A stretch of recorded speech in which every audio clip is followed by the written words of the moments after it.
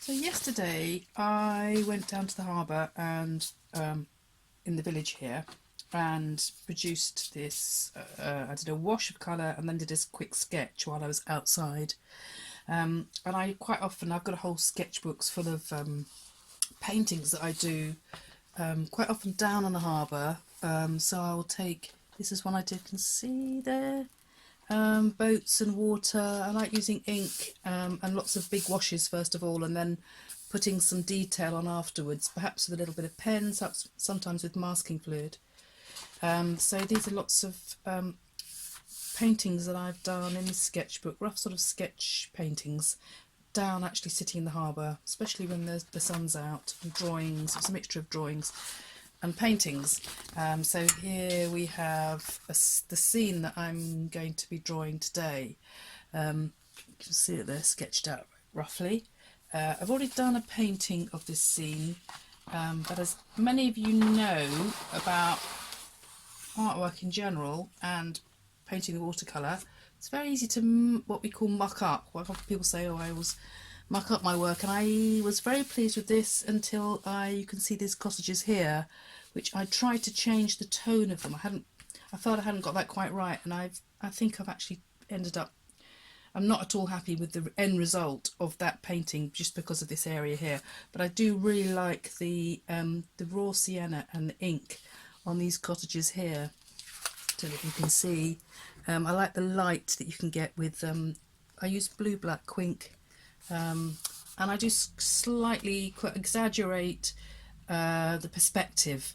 It is amazing actually how often things aren't straight if you are at a particular angle to them. So from where I was sitting down, which is quite low, some of the perspective lines angles were slightly quirky anyway, but I've exaggerated that. I love this ladder. This is a rusty ladder. Oops, shaking the thing. That's on the wall, harbour wall there.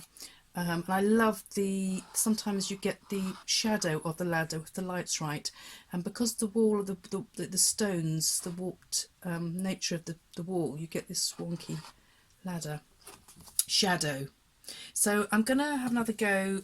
So this was another painting I did outside from a high view. As you can see, I tend to use a limited palette. Because I just think too many colours is, less is more, which is something a lot of my students will have heard me say. You get more of a harmony and it just calms the painting down if you can just use sometimes no more than 3 colours. So I've done my wash here, done my drawing over. Basically, if I'm doing a land and sky painting, I know that there's going to be slightly earthy, yellowy tones below, and then you've got the sky above. And with the blue skies, you've obviously got a whole range of blues with watercolour. But I am always struck by how greeny blue the sky is. So I tend to go for phthalo blue or cerulean blue, or unless it's a stormy sky, in which I would go for something a little bit warmer, like French ultramarine. But for here I use phthalo blue, which then I calm down because it can be very bright. This is my mucky old plate. If I was to go straight into phthalo blue, it would be far too bright. So I tend to always have a sketchbook here where I will try colours out, and then they often end up being quite interesting paintings in their own right. But if I went straight into phthalo blue, here's the phthalo blue there, you can see how it's almost it's just a bit unreal, an unreal blue, just too bright. So I tend to always tone it down. Sometimes I'll tone it down with a little bit of raw sienna, burnt sienna, which is slightly reddish, which slightly greys it up, the blue up. And if I'm using burnt sienna anyway as my warm tone, that means I'm just keeping within the family, so that's my slightly greyed down phthalo blue. Now that looks like sort of abstract mess, but I quite like what's coming along there, so I might actually use that as later on for a little sketchy painting. So I quite often do colour in, use coloured backgrounds to draw on. As you can see, that would have been just me wiping paint brushes in a page and then using it to draw over. So I do that quite a lot with my sketchbook, quite like that. Anyway, so that's got potential for a future kind of little sketch. Just a page of where I wipe my brushes off. So now, having got the sketch in, what I really want to do is I want to get the tones in, but I want to keep some of the lights. So I would go for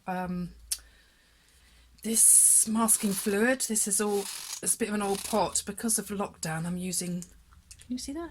I'm trying to use up all my old materials before I go online and spend money that I haven't got right now. So I'm just working my way through old pots, and I've got some lovely old rubbery brushes, as you can see, really ruined brushes, but actually make really good mark makers. Can you see like that? So that if I wanted to do the stones, which appear in the wall, harbour wall, and on the stony slipway, I can actually just protect some of that yellow by doing some blobs here. And I noticed that the stonework on the wall, you get quite squarish marks, square stones. So a lot of my paintings about mark making, as it will be for as it is for many other artists. I love Revilius, and a lot of his work is to do with just a series of marks that create a landscape in the end, and even people like Turner as well. So just some references to the stonework there on the wall. Trying to get those squarish shapes in, and sometimes you're going to get some light around a stone, which is sort of like that. Something I'm not doing very well here is you do have to think also about how stones are laid. So you tend to quite often get, this sort of work going on. It's where you have the stones just slightly, not directly one above the other. So those are the sort of brickish stones on the wall, and then here the pebbles down here in the foreground. And I don't only want the sort of details like that to be in the foreground, otherwise it all gets far too busy. So I'm just protecting, with my masking fluid, I'm protecting the yellow underneath at the moment. And you get some lovely pebbles along here, laid along here. And obviously, thinking about perspective, those pebbles are going to get smaller as they go away, so I can just use this funny old rubberized brush to just do some spotty things there. Pebbles going back, and some larger pebble shapes here. So this is the raw sienna and the phthalo blue, but toned down with a bit of burnt sienna. So those are going to be my three main colours. You see here, burnt sienna, raw sienna, phthalo blue. I can do a lot with that, but I'm also going to bring in some quink, which I really like. I've watered it down here. This is actually writing ink. Can you see that there? And you get some lovely. Whoop, there's the Parker quink, blue black, not blue but blue black. And if you can see the areas that I was happy with in this painting, it has this lovely goldeny glowy tinge around the outside. It seems to split the ink, and so you can see the blues coming through there. It's not too grey, and it creates lovely shadows. I'm covering that over because I'm not happy with that one. It's lovely shadows here, so I'm going to have a go again. But what I've got to try and do is get the cottages that turn the corner here are very subtly turn into shadows, so that's what I've got to try and get a bit better with this time round. Before I do anything, I've got to make sure this dries. You cannot use masking fluid unless it's absolutely dry, so I always have a hairdryer to hand. So I'll do that and I'll come back to switch the video off and come back to it once that's dry, and then I can do a wash over it. So I'm keeping it very loose. I don't want it to get into the trap of colouring in, drawing and then painting in. Try and let the colour exist on its own and the watercolour to have a chance just to do what it does best on paper without me controlling it too much. As soon as I start trying to control the watercolour too much, I deaden the picture and it loses its life. So, all right, I'm going to stop now, let that dry and then come back with a wash. Okay, right, so since I last videoed, I applied the masking fluid here, and I've given it a chance to dry. That was the masking fluid. I used this brush here to do the mark making, and it's now had time to dry, so now I can go ahead and apply the ink, the Quink. So the reason, as I said, I love the Quink is it's quite staining, so it creates this, so you can get these lovely glazes of dye. There's actually dye in this ink, so it's actually very light fast. And I'm going to try and start off, as you always want to do with watercolour or ink work, is do the palest wash first. And I'm going to try and create some of these really pale washes I've got in this painting here initially, because then you can build up and layer on the darker stains of ink. And I don't want to lose the lightness at this end of the wall. Can you see that I had this end of the wall here? Because if I cover this all with ink and it gets too grey, I'm not going to be able to show this lovely shadow of the ladder. So there's quite a lot to keep in mind. It's quite challenging. It's good brain gym, I always think, doing any kind of painting. But with watercolour, you're having to think the whole time about how what you're doing will affect the process later on. I've actually changed rooms. I'm in the bathroom now because I realised that the light was terrible in that first video. There was such strong sunlight coming through the window that it was difficult to see what was going on the painting. So I've moved into the bathroom. So I've got the masking tape down because what I want to do is I want to be free enough with the ink not to worry about screeching to the edge. And a masking tape always can give you that option. You have to use special low tack masking tape, or else you can low tack it yourself, because you don't want, when I peel that off the paper, I don't want the paper to rip. So I've got two jars here, one mainly with water in, and that's going to be my very dilute ink, and then I've got the stronger Quink in here. Dirty old jar, but it's fine. I always use that one for inks. So I'm not going to go for the strong ink. I'm going to go for the very pale wash. And as I said earlier, I always try out my washes first of all on another bit of paper, or a pad. So this one here, which has got my sketch in it anyway, there. I am going to just try out, make sure that I've got the right dilution. So obviously that's just very, very tinted water at the moment. So if I go back into my darker, I don't know if you can see there, my darker ink jar, and then just dip it in the water, I'm going to just see, I quite like that. It's a very pale blue-black there. So I'm going to just try that dilution. So there's a bit of ink on there, just dilute it a bit in this one. I can always build up and go darker, so it doesn't matter how light you get to start with, because you can always go darker. Now I want to think about I probably want to be darker in the foreground here, because this is where my detail is. So can you see I'm just painting over the masking fluid, which I will take off later on. And then I want to get paler as I go back. And I'm just going to do this. Actually, this brush looks thick, but I think I should be using a thicker brush.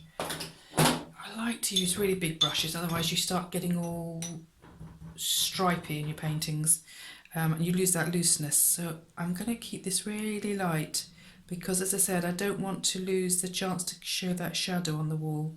I hope you can see what I'm doing. Yes. So I'm going to just go like this. And the only thing with ink is staining. So once it's down, it's difficult to shift, unlike some watercolour pigments you can shift. I'm going to bring that down a bit more like that to make it more interesting. And then this is where I'm going to come into the water.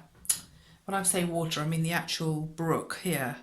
So I'm going to get down some, just the odd, I want to leave some of that yellow behind. It's very easy to cover up the light that you want. I'm going to just make some of those washes there. That's quite strong, so I'm going to dilute that. Just want to have little patches at the moment. Because I did notice when I was looking at this scene how dark the water can be compared to the tones of other things going on around. It can create some really dark shadows. So what I'm going to do is I'm going to dab some of that back, because remember, this is going to be my lightest staining first of all. Some of that was getting a bit dark. I've covered up a lot of the light now, which I didn't really mean to, but I think that might all come together still. You never know. That's what I love. It's always you're surprised. That's what I love about painting. So I'm going to go, so I've done this very pale layer here in the foreground. I'm sticking with that paleness. Now, do you remember last time I felt I hadn't got the cottages right, the shadow on the cottages right when I first did this. So I'm going to try and get that a bit better this time. And I have to think about what the sun's doing. I put some more masking fluid on here for where the windows are going to go. So the sun was coming in from here, and shadows were being cast along here. So this is the tower, so there was shadow there and definitely shadow on there. And what was really beautiful was that there was shadow being cast across from the tower across the cottages in front. Again, you can probably hardly see that because I'm just wanting to get, I don't want to get in too dark. You can see that I've stretched the paper. If you're wondering about the brown parcel table gum strip all the way around the edge, I stretched the paper because I'm applying quite a bit of water here. And then there's where the light was hitting these cottages, you've got this lovely shadow of the rooftops along here. I'm going to get that straighter along there, I think. Because I'm going to do this line and wash, it doesn't matter terribly if I make blocks of colour wobbly. I can go back and redefine that with a pen later. Now, I think I'm going to just reference the photograph to get the shadows right. This is the photograph. Can you see the black and white? See how the shadows are cast across those fishermen's cottages? And then there's a little brick wall there. But there is this lovely shadow, and then there's the shadow of the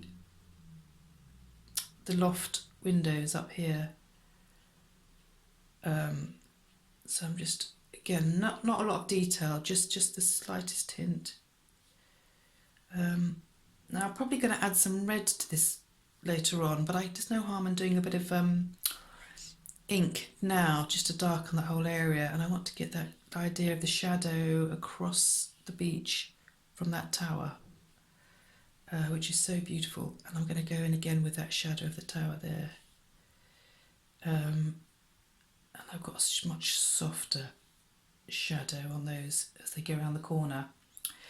And now I'm going to go back again with a few little more pebbly bits in darker ink across here. Oh no, I need more darker ink.